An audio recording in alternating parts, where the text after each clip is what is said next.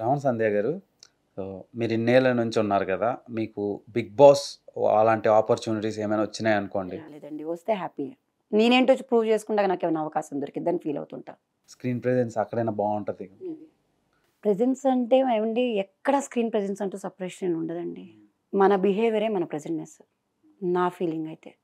నేను మీతో మాట్లాడే తీరుని బట్టి మీరు నాతో మాట్లాడతారు. ఇప్పుడు నేను మిమ్మల్ని ప్రశ్నించా. ఆ తాపీ పనిలో ఒకళ్ళలో మగవాళ్ళలో మీరు ఒకళ్ళు అయ్యుండొచ్చు అని. మీరు ఆన్సర్ ఇవ్వలేకపోయారు. ఆన్సర్‌లో మౌనం అంటేనే సమాధానం.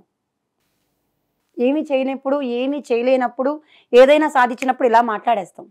ఏది మాట్లాడకుండా మౌనంగా ఉన్నామంటే ఖచ్చితంగా అందులో సమాధానం ఉంది. అది ప్రతి మనిషికి ఉంది నా ఫీలింగ్. నేను ఆ ఫీల్‌తోనే నేను గర్వంగా బతుకుతా. నా ఫ్యామిలీతో నేను ఏంటి అని నుంచున్నానంటే కేవలం నా వెనకున్న నా గర్వమే. సూపర్. ఇదే కాన్ఫిడెంట్‌గా ఇంకా మంచి మంచి రోల్స్ రావాలి. సో మీ వస్తున్నాయి. గుర్తింపు ఎక్కడ రావట్లేదనేది అర్థం కావట్లేదు. రోల్స్ వస్తున్నాయి. నేను ఎవ్వరిని అంటలేదు. నేను ఈ సినిమా చేయలేదు, ఆ సినిమా చేయలేదు, ఆ డైరెక్టర్ గారితో వర్క్ చేయలేదు, ఈ డైరెక్టర్ గారితో వర్క్ చేయలేదు, ఈ హీరో గారితో వర్క్ చేయలేదని చెప్పుకుంటాక లేదు. తరుణ్ గారితో, కృష్ణవంశీ గారితో శశిరేఖ పరిణయం చేశా. మంచి క్యారెక్టరే. సీన్స్ సెపరేట్‌గా డైలాగ్స్ ఉన్నాయి. ఏ రోజు నేను బ్యాక్‌గ్రౌండ్‌గా పాసింగ్ క్యారెక్టర్స్ అయితే చేయలేనండి. ఒక very rare. Passing characters count చేసుకున్నా ఓవరాల్ మీద ఒక 20 మూవీస్ దొరికినా 80 మూవీస్ నేను క్యారెక్టర్స్ చేసినయే దొరుకుతాయి. Gamyam, Veera, Sasirekha Parinayam, Khaleja, Golimaar, railway station, hero, రీసెంట్‌గా జాంబీరెడ్డి, కృష్ణం వందే జగద్గురుం, ఆదికేశవ, సైరా నరసింహారెడ్డి, ఆచార్య, భీమ్లా నాయక్, పవన్ కళ్యాణ్ గారిది కొమ్మరం పులి. ఇంకా ఇలాంటి నా లిస్ట్ నాకే గుర్తులేదు కానీ స్పెషల్గా చెప్పుకుంటూ పోతే నా క్యారెక్టర్స్గా ఒక్కడినే అన్ని ఇంపార్టెంట్ క్యారెక్టర్స్. ఏవి బ్యాక్గ్రౌండ్ క్యారెక్టర్స్ చేసినవి లేవు. జాంబిరెడ్డి అంటే గుర్తొచ్చింది. So servant character Prashanth Varma గారు సర్వెంట్ క్యారెక్టరే. ప్రశాంత్ వర్మ గారి విజన్ కొంచెం యూనిక్ విజన్. అదొక క్రియేటివ్ డైరెక్టర్స్లో ఆయన ఒకడు తెలుగులో. ఆయనతో ఎలా అనిపించింది మీకు వర్కింగ్ ఎక్స్పీరియన్స్? కొత్త డైరెక్టర్లు మీకు ఇచ్చే ఇంపార్టెన్స్ ఎలా ఉంటుంది? ఇప్పుడు నేను చేసిన ఆదికేశవ మూవీ కూడా కొత్త డైరెక్టర్ శ్రీకాంత్ రెడ్డి గారు. కొత్త డైరెక్టర్ పాత డైరెక్టర్ అని ఉండదండి. డైరెక్టర్కి గట్స్ ఉంటాయి. డైరెక్టర్ గారికి ఒక థాట్ ఉంటుంది. డైరెక్టర్ గారికి ఒక విజువల్ ఉంటుంది. ఒక విజువల్ ఉంటాయి కదా, వాటిని బయటికి చూపించేదే డైరెక్టర్. అది చూపించుకోలేనప్పుడు డైరెక్టర్ అవ్వలేరు. వర్క్ స్కిల్స్ అంటారా, వాళ్ళు ఎవరో ఒకరి దగ్గర ఖచ్చితంగా వర్క్ చేసి వాళ్ళ దగ్గర నుంచి మన తల్లిదండ్రుల దగ్గర నుంచి నేర్చుకున్నది మన సెల్ఫ్గా ఒక 50% ఉంటే మనం వర్క్ చేసిన దగ్గర నుంచి ఖచ్చితంగా 50-60% నేర్చుకుంటాం. నేను ఈరోజు ఆర్టిస్ట్గా నిలబడుతున్నానంటే నాకైతే శివపార్వతి ఆంటీయే కారణం. తాను యాక్ట్ చేసినప్పుడు నేను బ్యాక్గ్రౌండ్ అంటే నేను ఒక టచ్అప్ గాల్ అయినా తను ఏం చేస్తున్నారు, ఇప్పుడు టచ్అప్ గ్యాప్లో నాకు వచ్చి టచ్అప్ చేస్తారు. నేను ఇలా టచ్అప్ చేసే గ్యాప్లో షార్ట్ ఎందుకు ఆగింది, వన్ మోర్ ఎందుకు చేస్తున్నారు, కెమెరా ప్రాబ్లమా, లైటింగ్ ప్రాబ్లమా, మేకప్ ప్రాబ్లమా, ఆర్టిస్ట్ ప్రాబ్లమా అనేది నేను ఆ టైంలో అబ్జర్వ్ చేసుకున్నాను. తెలియని వయసులోనే అది నాకు ఇమిడిపోవడం వల్ల నేను ఈరోజు నాకు ఏ ప్రాబ్లం లేకుండా వర్క్ చేసుకుంటున్నానేమో. నేను ఇంకా నా గురించి చెప్పాలంటే నేను తెనాలిలో పుట్టానండి. నాకు ఒక చిన్న ఫ్యామిలీ. నాన్నగారు చనిపోయారు నాకు 5th ఇయర్ బేబీ అప్పుడే. అమ్మ ఇద్దరం ఆడపిల్లల్ని కష్టపడి పెంచింది. మీరు అన్నట్టుగా ఆడవాళ్ళలో ఒక్క ఆడది తండ్రి లేకుండా, తల్లి లేకుండా, కట్టుకున్న మొగుడు లేకుండా 2 ఆడపిల్లని షేర్గా పెంచింది తెనాల్లో నా అమ్మ. రోడ్డు మీద ఇడ్లీలు అమ్మి, ఒక చెట్టు కింద కూర్చొని ఇడ్లీ అమ్మి, ఒక ఏజ్కి నేను స్కూల్ మానేసుకొని 2 చేతుల్లో ఇడ్లీ పట్టుకొని ఇళ్ళమ్మట ఇడ్లీ అమ్మ అని అమ్ముకుంటూ మార్కెట్కి వెళ్ళి 4 సంవత్సరాలు ఇడ్లీ అమ్మి వచ్చా. నా ఇన్కమ్ స్టార్ట్ అయింది 9th ఇయర్లోనే. నా 9th ఇయర్కి నాకు 9 సంవత్సరాల వయసుకే నేను 100 రూపాయలు నా సెల్ఫ్గా నేను సంపాదించుకున్నా. ఏ రోజు మా అమ్మ భయపెట్టలా, నువ్వు ఆడపిల్లవి అని. కాబట్టి ఆడపిల్ల మగపిల్ల అనే సపరేషన్ మా అమ్మ నాకు పెంచలేదు.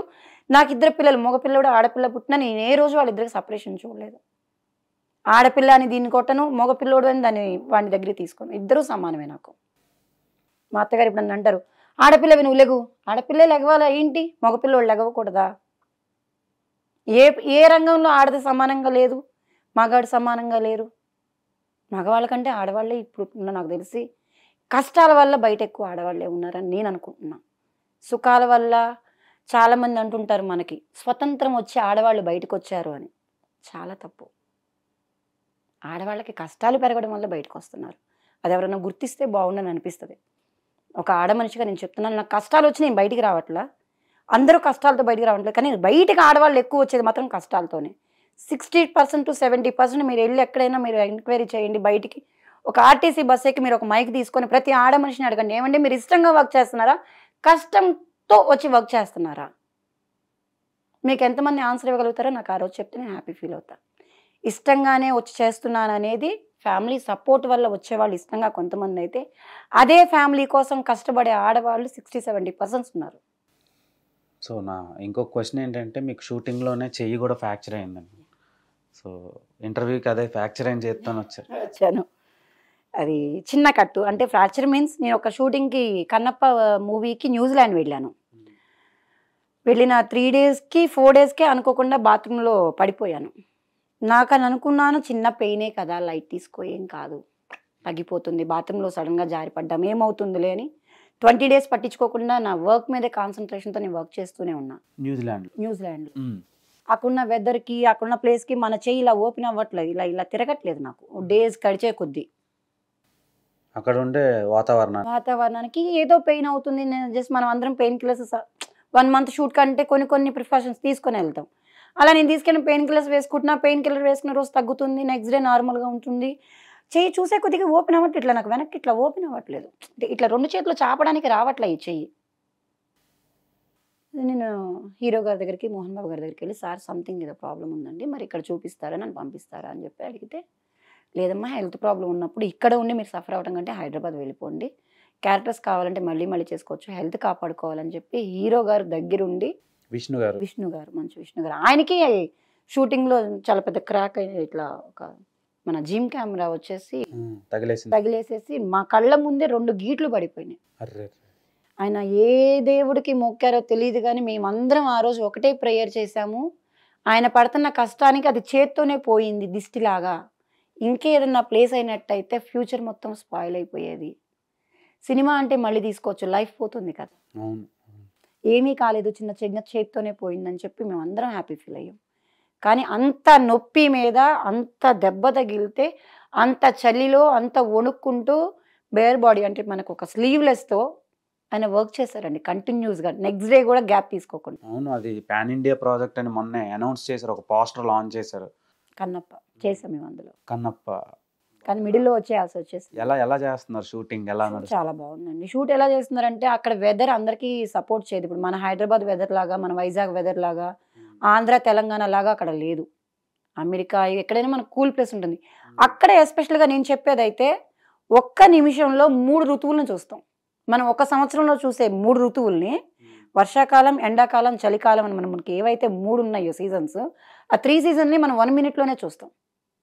అంత హారబుల్గా ఉన్నా, అంత హార్డ్ వర్క్ చేస్తున్నందుకు ఆ సినిమా నిజంగా సక్సెస్ అవ్వాలని, ఆర్టిస్టులుగా మేము వర్క్ చేసామని కాదు కానీ ఆయన పడుతున్న కష్టానికి అది సక్సెస్ అవ్వాలని మనస్ఫూర్తిగా కోరుకున్న వన్ ఆఫ్ ద ఆర్టిస్ట్.